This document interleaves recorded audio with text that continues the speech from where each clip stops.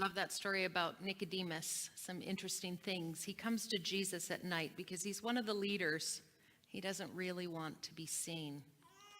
And he comes with everything he's always done and everything he's always been as a true believer. Someone who really thought that he knew what God would have him do. And then he meets Jesus. And Jesus says to him, I know you think you've got it all figured out, but you need to understand life in the Spirit. I have something very special for you, and that's because I've been told we have the annual general meeting today, and I am under strict instructions to be done on time. And as you know, that's hard for me to do when I start preaching.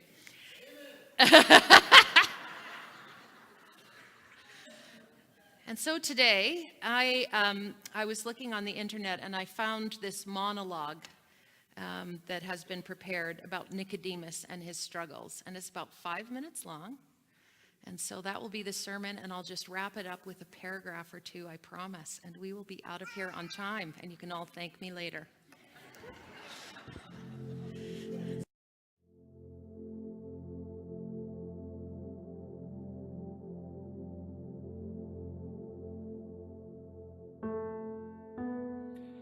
$613. I had 613 rules to follow. Can you imagine that? Can you even understand how many that is? And I knew every one of them, and I followed them, mostly. So there I am, sitting across from Jesus.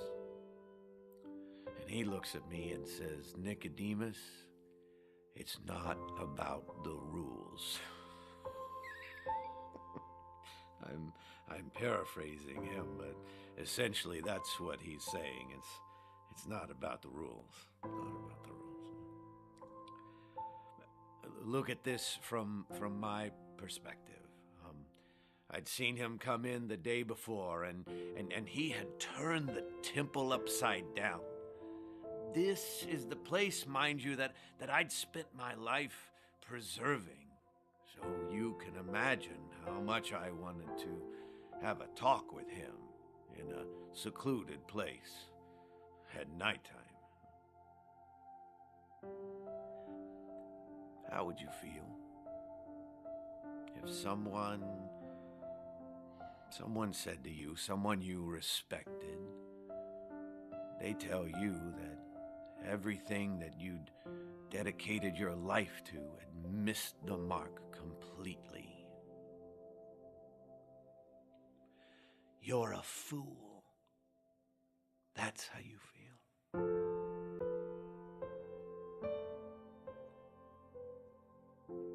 So I said something to him.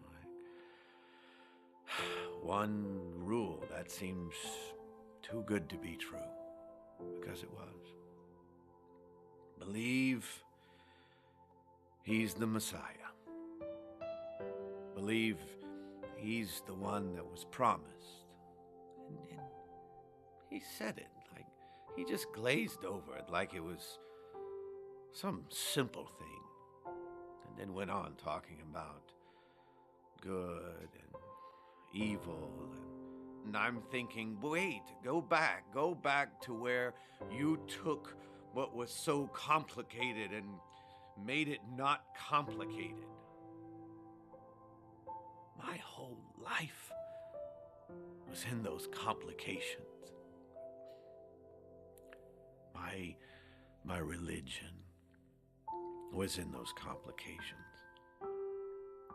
Making sure to follow the details of the laws. I made sure that every T was crossed.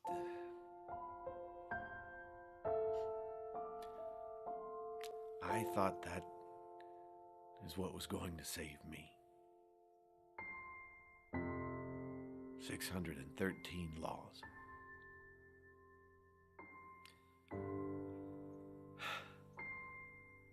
I was wrong. It was love that saved me. For God so loved.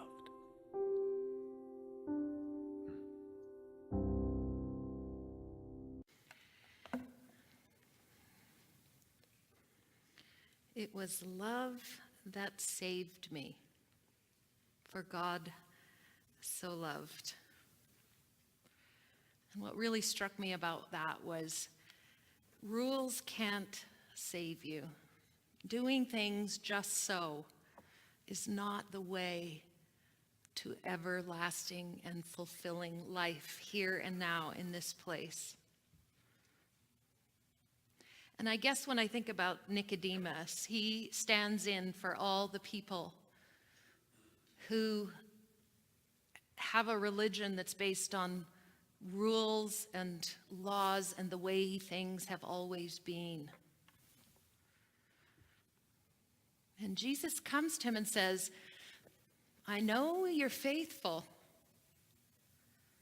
but God has come to transform us,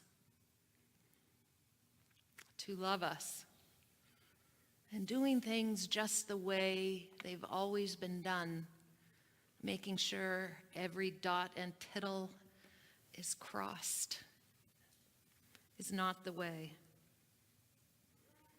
And so as a congregation, as we go into our annual general meeting and we consider the words of Jesus, to be born of the Spirit, not followers of the law,